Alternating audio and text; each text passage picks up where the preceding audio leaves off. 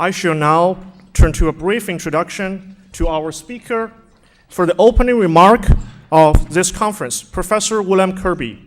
Professor Kirby is T.M. Chen Professor of China Studies at Harvard University and Spangler Family Professor of Business Administration at Harvard Business School. He is a Harvard University Distinguished Service Professor.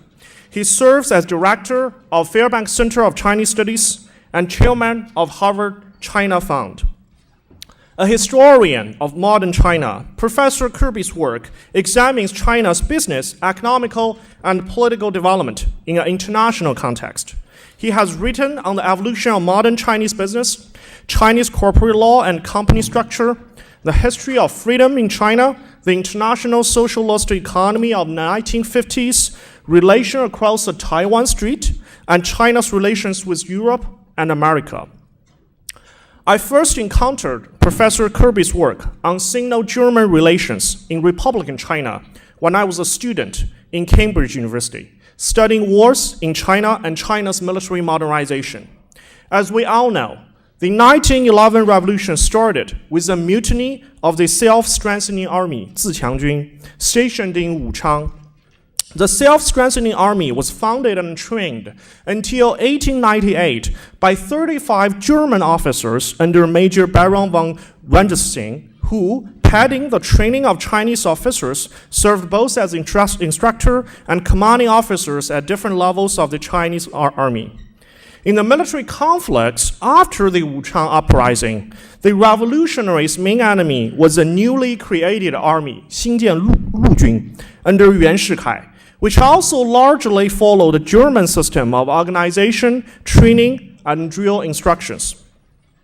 I bring this point up because I think that it is significant for us to recognize the international context of the 1911 revolution and the development of Chinese modernization. It is not an accident that the struggling ideas in modernizing China, it being constitutionalism, republicanism, nationalism, and of course, communism, all had their more or less distinct national origins from the West. Generations of Chinese revolutionaries, reformers, and intellectuals engaged in intensive debates and sometimes large-scale military confrontations because of their different ideas adopted from different Western origins. In a sense, a history of the past century of China is a manifestation of this grand debate. Professor Kirby, with his prestigious extensive scholarly works and experiences in Chinese history in international context, is thus in a great position to tell us about his perspectives about the revolution and the Chinese republics after it. In the recent 2 decades, it seems to have been a fashion among American and some British critics to adopt the astrological view of history and harp on the sense of ending. I, however, firmly believe that the present company all share a buoyant sense of beginning a long vista of many conversations and discussions of the Republican history of China to come. Discussions which will count more participants, range over wider fields, and approach nearer to the ideal Chinese Republic, both in mind and in reality. So without further ado, please welcome Professor Kirby for his opening remark, China's Republican Century.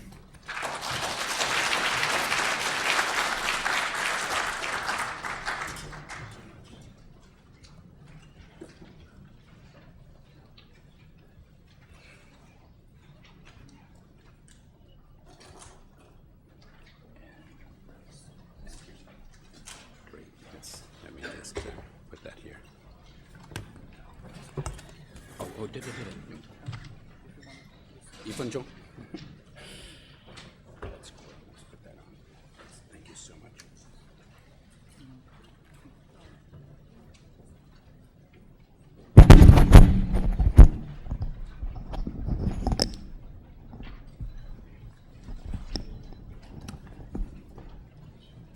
女士们、先生们、同事们、同学们，早上好。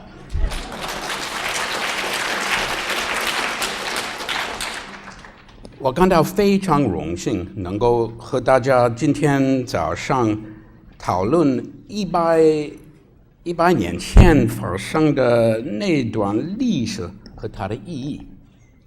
在过去的1个月，在台北和在北京，海峡两岸的领导人都在纪念辛亥革命100周年。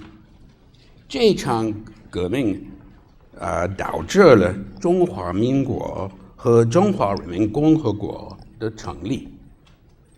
今天早上，我想谈谈上世纪发生的事情，以及我们可以从中学到的教训。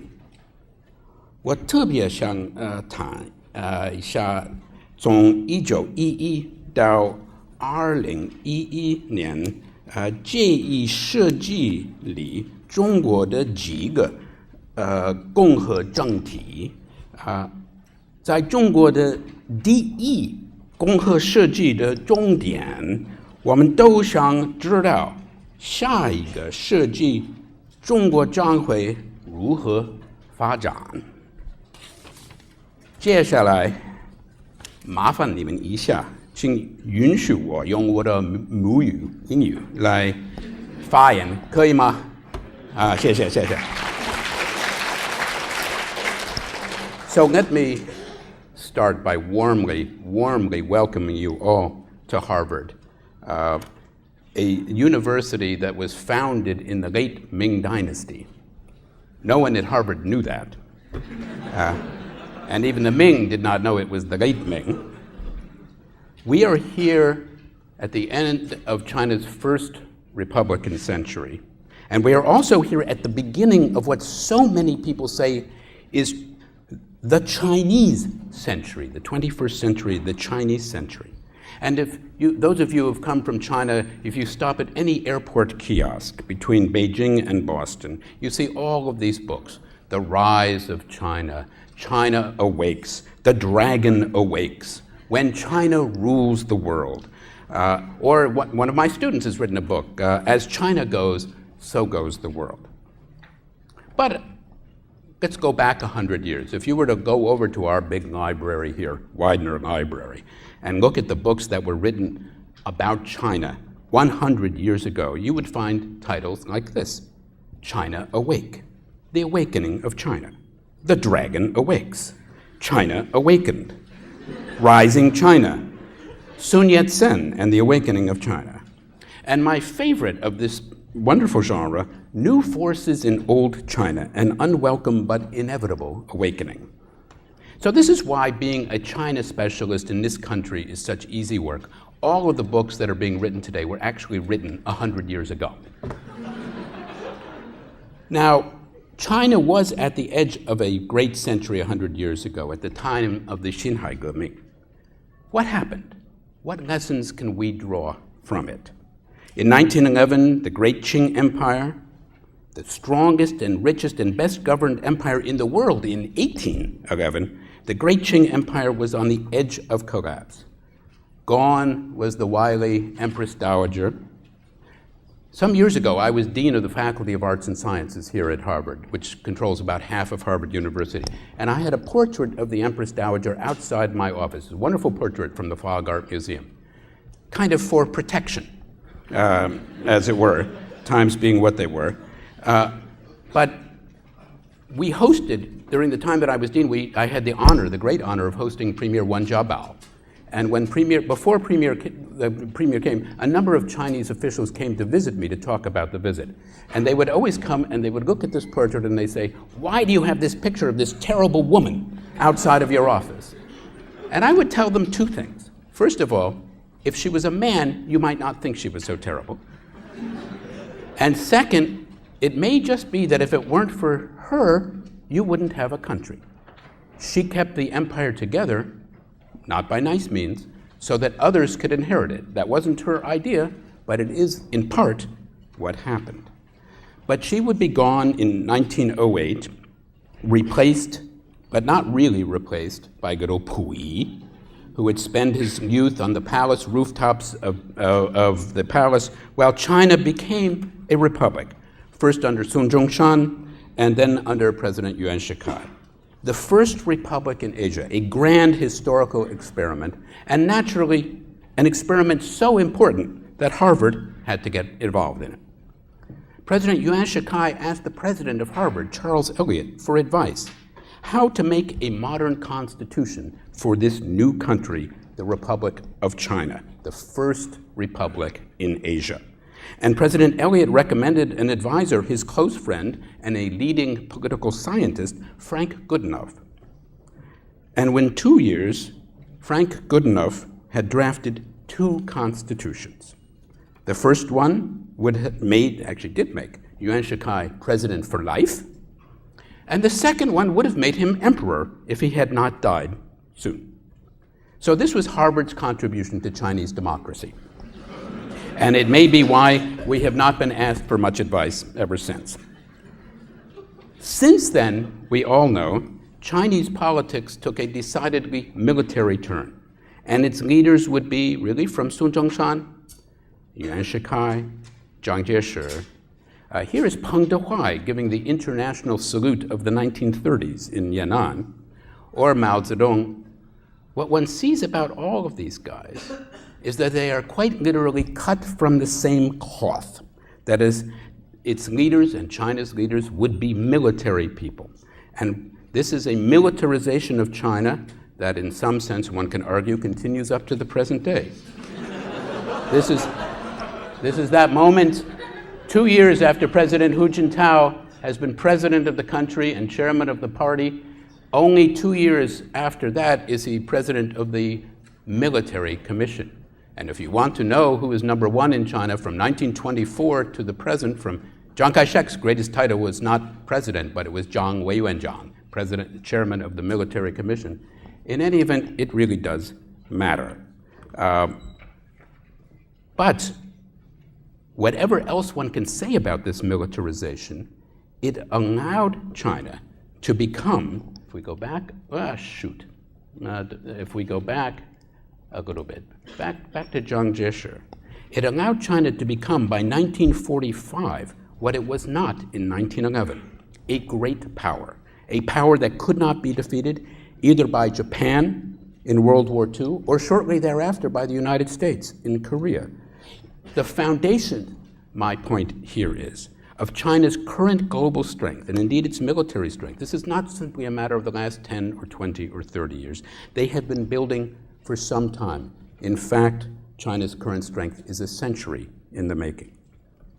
A century ago, China was also on the edge of a second revolution in business. This is the story of the first golden age of Chinese capitalism. Economic activity that began and spread out from Shanghai in an age when Shanghai, not Tokyo, not Hong Kong, Shanghai was the center of East Asian commerce, when Shanghai was home to China's first middle class.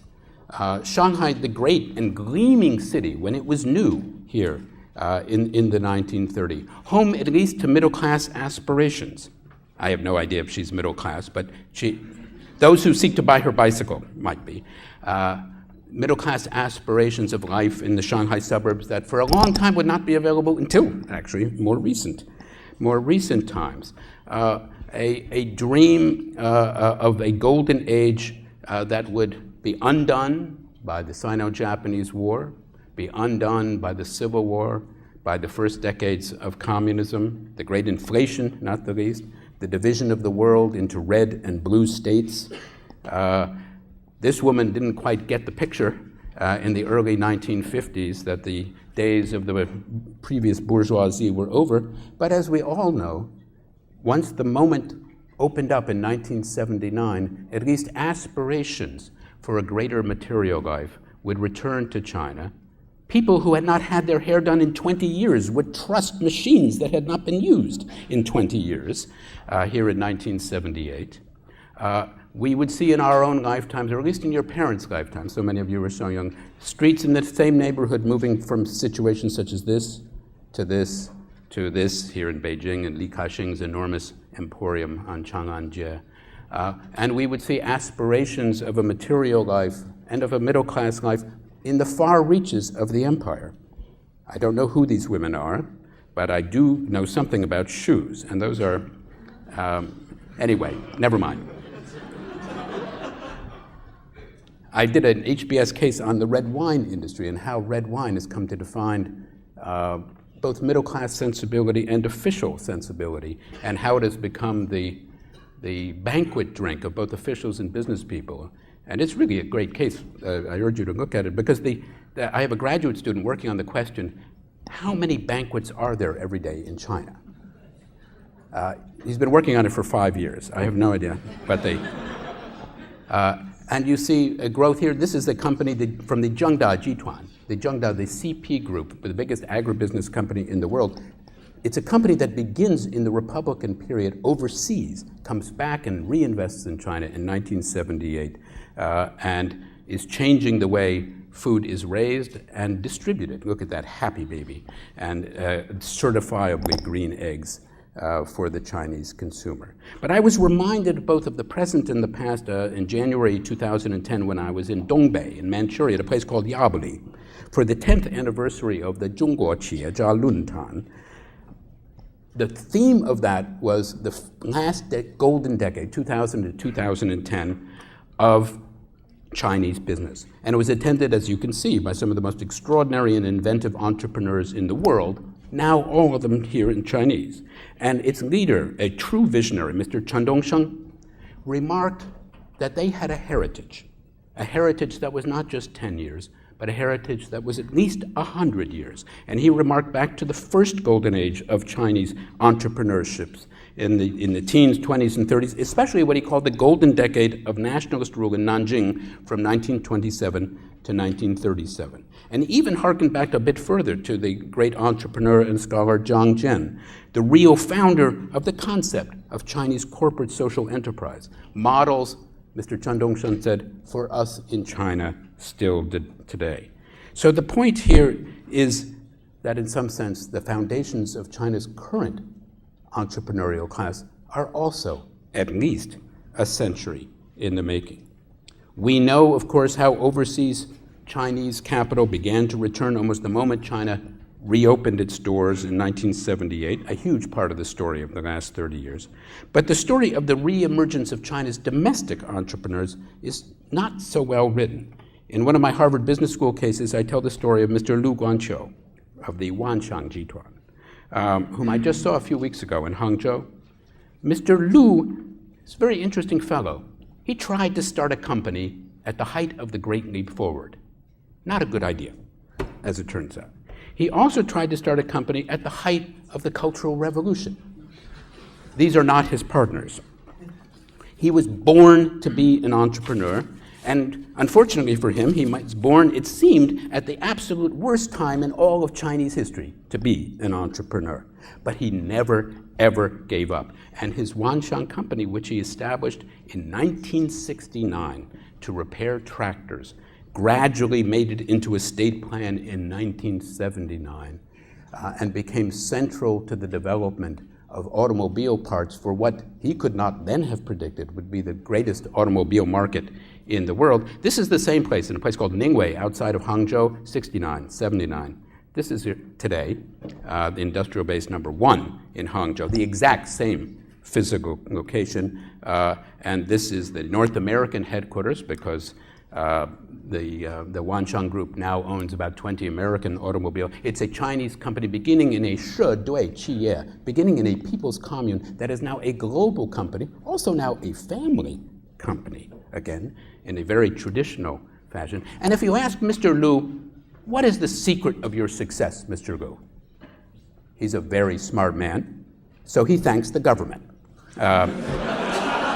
for his success. But if you ask Mr. Lu, what's the real secret of your success? Which I did, and he told me, well, Mr. Kirby, he told me this. As long as there is a human race, there will be Chinese. And as long as there is a market, you will have people from Zhejiang. This is more the genetic theory of Chinese economic development. Now, a third area where China was on the edge of a revolution a century ago is also the vision of Sun Yat-sen, of Sun Zhongshan. Infrastructure. The great Sun Yat-sen is remembered for many things, Sanminjuyi. He's known in Taiwan because he's on the money. But what his greatest influence, in my view, is really his plan for the physical reshaping of China in his 事业计划, is the translation of his international development of China, when he called for 100,000 miles of roads, when he called for 100,000 miles of railroad, when he called for the building of the Shansha Gongcheng, the Three Gorges Dam, his idea in 1921, when he called for China to manufacture automobiles so inexpensively, and I quote, that every Chinese may drive one, something that seems to be happening today if you're on the streets of Beijing. We are in the age of what Sun Yat-sen once called technocracy, a phrase that was translated into Chinese in his era as, quote, the dictatorship of the engineers. Interesting phrase.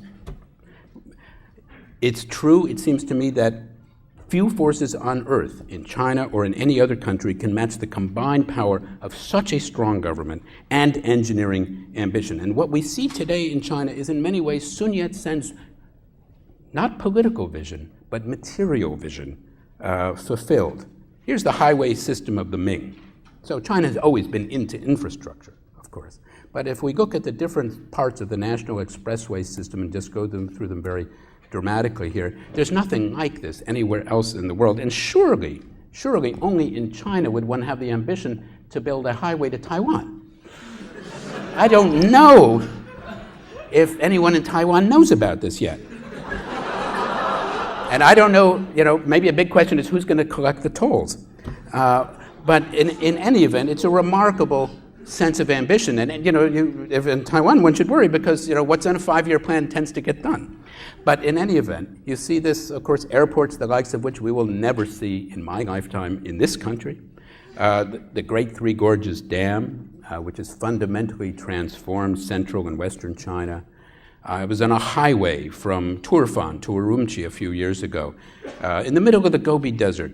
And I thought, well, I'll see if my cell phone works out here. And I called up a friend in Hong Kong. Perfect reception, ludicrously perfect reception. Telecommunications, people in Kashgar going to watch the Olympics, whether they want to or not.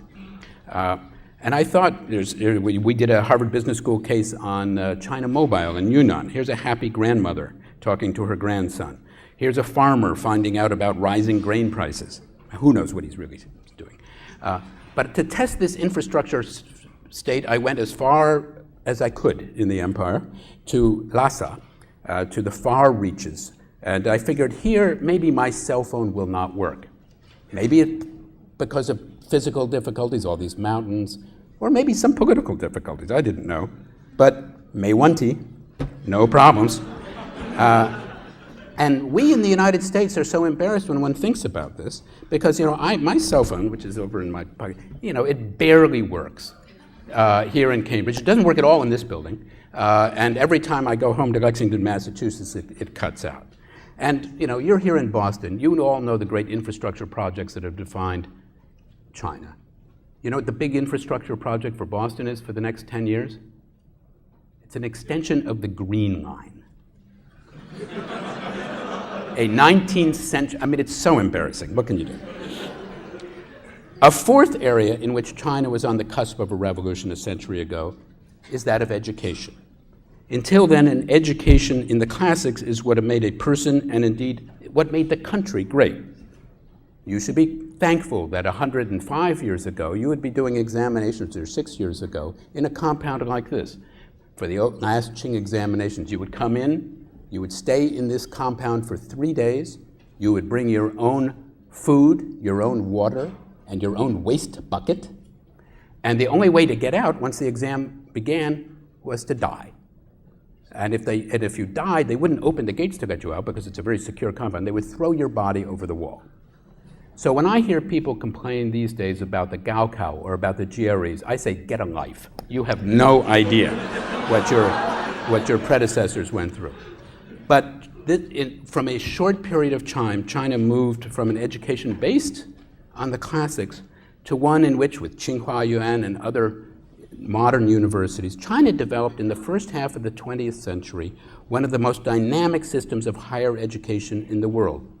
This is a gymnasium in what's now, I think it's Dongnan Daxue in Nanjing. It's part of what used to be Zhongyang Daxue, it's National Central University. In this gymnasium in 1919, John Dewey and Bertrand Russell gave a series of very important lectures, knowing that they were at a place of importance in higher education. China developed state-run institutions such as National Central University, modeled on the university that is the model for all great universities, the University of Berlin. That's why it has, National Central University, a little Brandenburg Gate welcoming you into it.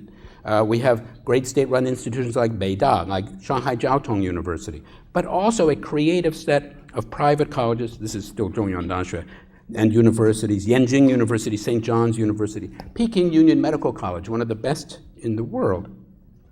All of this would be swept away in the 1950s and 1960s, but the traditions and excellence of this, memories of this excellence would remain and would help to fuel the current great revolution of Chinese higher education. And in my view, no story is more central to the 21st century. Will the 21st century be China's century? Than the story of education. And it's something that I've been studying and working on now since my time as dean. And you can see it. It's a pretty big change from this, the reentry, the reopening of Chinese universities, to this, just one of the many beautiful new campuses, the new campus of Chongqing University, which I visited several years ago, thanks to Professor Zhang from Chongqing Daxue, a great historian of Republican China, a place that has been built, the second campus of Chongqing University, bigger than all of Harvard University, and I think even more beautiful than all of Harvard University, built as if overnight, beautifully landscaped, you shan, you shui, everything magnificent. Here's the old campus of Huadong Shifan Daxue in Shanghai. Here it is today with a library physically bigger than Widener Library. And you could go on and on. You all know about this mammoth expansion. And again, the thing is a little bit, it's just hard to take coming. Harvard University has had a new campus across the Charles River for 15 years. And in that 15 years, we have built nothing. Go visit it, you'll see. And you see a moment of great entrepreneurialism of international universities in China, the University of Nottingham, Ningbo, which looks just like the University of Nottingham. Xi'anwai Shixue Yuan, where I did a Harvard Business School case. Experimentation in private universities. So this president, say what you want, President Huang Teng does not have to worry about his tenure as president of Xi'anwai Shixue Yuan. He owns 55% of Xi'anwai Shixue Yuan, and a private equity firm owns the rest.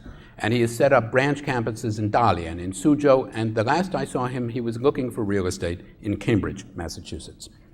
Look at Duke Kunshan University, outside of Shanghai, an enormous, the most important Sino-foreign university to be built, being built just as we meet here, since Yanjing University in the Republican period. It is a moment of great experimentation, and it's a challenge, I would say, to American universities.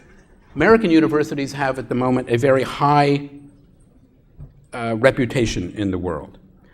Harvard's reputation, you must know, if you're coming just directly, Harvard's reputation is much stronger the farther away you are from Cambridge, Massachusetts, kind of an inverse relationship. And when I was dean at Harvard, I paid no attention to all of these international rankings like Shanghai Jiao Tong, Times of London, and so on, as long as Harvard was ranked number one. But the fact is, and this is what matters here, back in 1911, if we had had the kind of rankings that Shanghai Jiao Tong University has, Harvard would not have been number one. It would not have been number 10. It would have been lucky to be in the top 20. 8 of the top 10 universities in the world in 1911 would have been German universities. The other 2 probably British universities. Today, according to Shanghai Jiao Tong Daxue at least, not one of the top 50 universities in the world is a German university. The Germans disagree. Nevertheless, it shows you that the world's changed.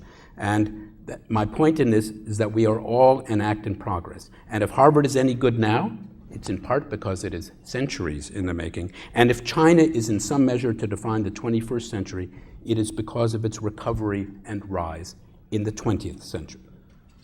Let me now turn to my final area, a fifth area, on which China was not only on the edge, but over the edge of a revolution 100 years ago, politics.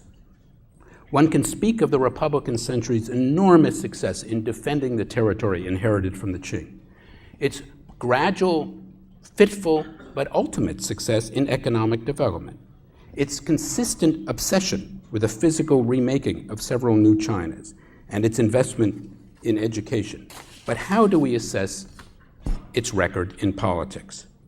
It has been a Republican century, a century of contending Chinese republics, and it is also China's national century.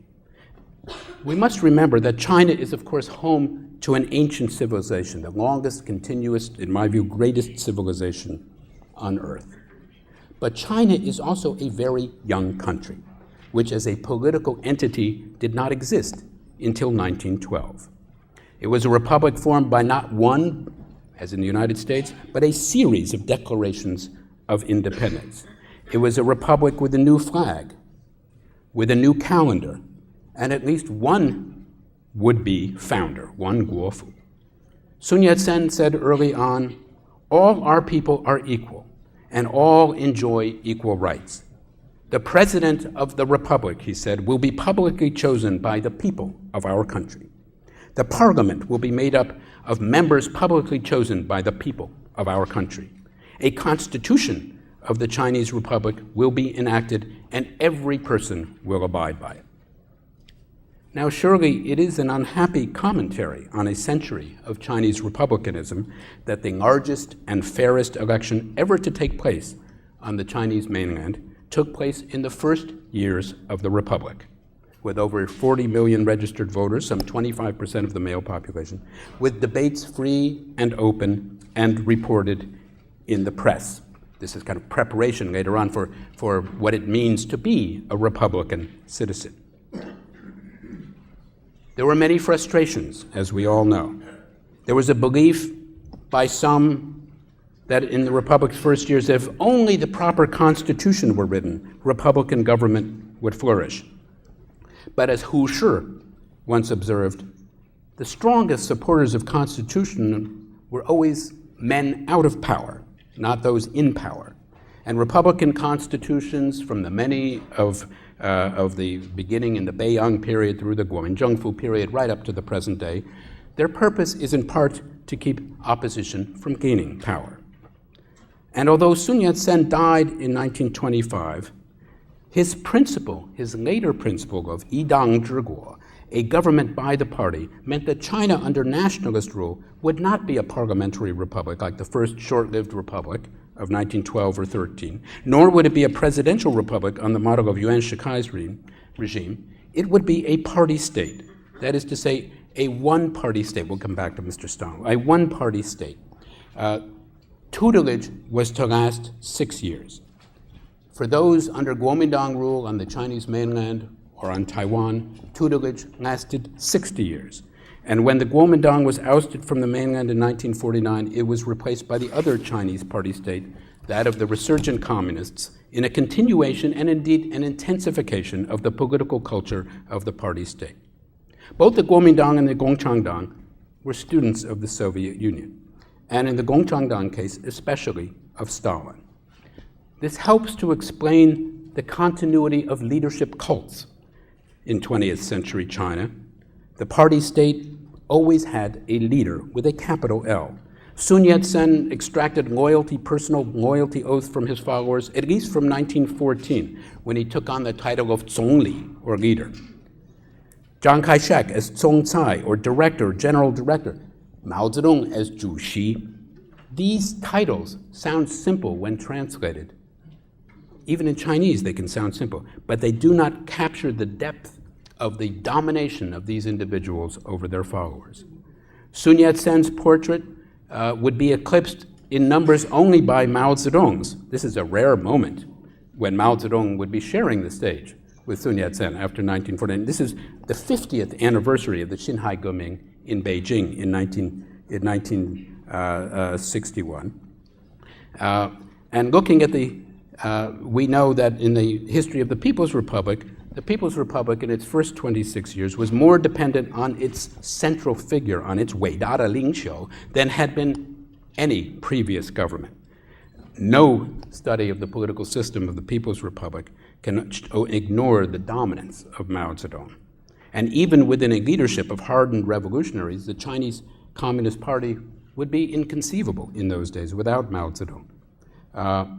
His leadership was even written into the PRC Constitution.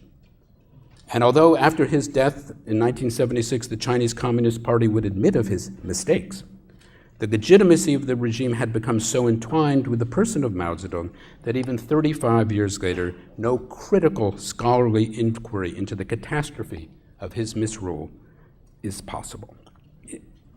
On Taiwan, by contrast, Chiang Kai-shek, not quite by contrast, continued his personal dictatorship until his death in 1975, always venerating the memory of Sun Yat-sen. The Zhang family dominance persisted until his son and successor, Zhang Jingguo, well-trained also in the Soviet Union, would die in 1988. But the younger Zhang Jingguo, would act where his father had only talked to move Taiwan toward a more open political system. And the toleration of opposition parties that Zhang Jingguo permitted in the mid-1980s surely was an indispensable step on Taiwan's road to democracy, even though we must understand it was undertaken in part to preserve Kuomintang rule. The Kuomintang had had elections for 50 years before it lost the election of 2000. And it's fair to say that the Kuomintang had elections never thinking that elections meant that you could lose. Elections are meant to be won, or bought, or whatever. And hence the enormous shock of actually losing in the year 2000. The basic difference, perhaps the most basic difference in the political cultures between the two-party states on either side of the strait in the second half of the 20th century was that the Kuomintang's political domination had greater limits. As Hu Shi said when he left Beiping to go to Taipei in 1949, he said this to the nationalist army officers who were taking him on a plane, quote, "The only reason why liberal elements like me prefer to string along with people like you is that under your regime, we at least enjoy the freedom of silence." That freedom would be granted to the citizens of the People's Republic only with the death of Mao Zedong in 1976. But thereafter, the political world of the mainland would begin to look more like that of Taiwan in the era of Chiang Kai-shek, experimenting with political reform at the local level, people being accorded ever greater realms of autonomy and freedom in their homes, on the streets, and in their economy, if not necessarily in the polity. Well, what lessons, finally, can we draw from all of this? The emphasis on personal leadership surely reflects some of the great weaknesses of the party state which have defined Chinese republics. The inability of ruling parties to work together with civilian elites to erect an enduring, self-replicating system of government. To be sure, even after the end of party tutelage and even after democratization on Taiwan, certain habits of the party state died hard. Under Li Donghui, after a decade of democratic reforms, the Kuomintang Central Executive Committee still met every Wednesday to set the agenda for the government cabinet meetings on Thursday. Well, Taiwan's elections of 2000 and 2008 may have some important lessons for the mainland and for the brother party across the strait. The Kuomintang was humiliated by its loss in 2000, but it had set in place an electoral procedure by which it could regain power successfully and peacefully, as it did 4 years ago under our Hafo Xiaoyou, Mr. Ma Ying-jeou. Maybe that's the secret of his success. Well, what does the future hold? Well, as a historian, of course, I have no professional responsibility to predict the future, and the past, in fact, is always easier to predict than the future. But at the end of China's first Republican century, the key to China's Republican future would appear to lie in the great, still unresolved question of 1911. What kind of political system will, in the long run, take the place of the old empire? Chinese Republican governments have been very successful in so many dimensions, in defending territory and sovereignty, in promoting business and enterprise, in building infrastructure, in investing in education. The question is, how will the next century take up the original challenge of the last, to build a political system, to build a Minguo? I don't know the answer. But I do know, as I listened to the speeches of Premier Wen Jiabao, both when he was here at Harvard and more recently in China, or when I listened to President Hu Jintao at the 100th anniversary of Tsinghua University, when he urged the need, or talked about the need to go back to the roots of the liberal ideas that had founded Tsinghua Yuan a century ago. When I listen to those speeches, I do have hope. Will the 21st century be the Chinese century? Maybe not, if by that we mean that this is a new, unusual, or exclusive thing. There have been many Chinese centuries before, and I am sure that there will be many Chinese centuries after this. I do hope that the 21st century will be a century not just for China, but for all of us in a world of shared aspirations and common problems.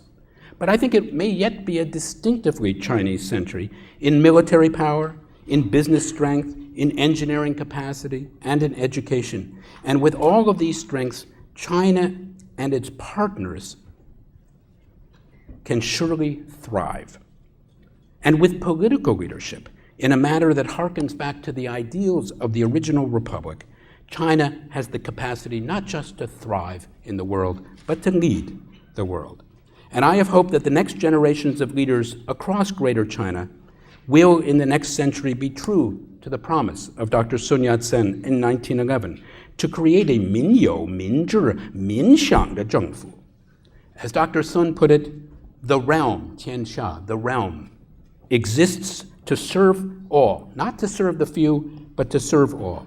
This is the true meaning of Dr. Sun's vision. 天下为公. Thank you very much.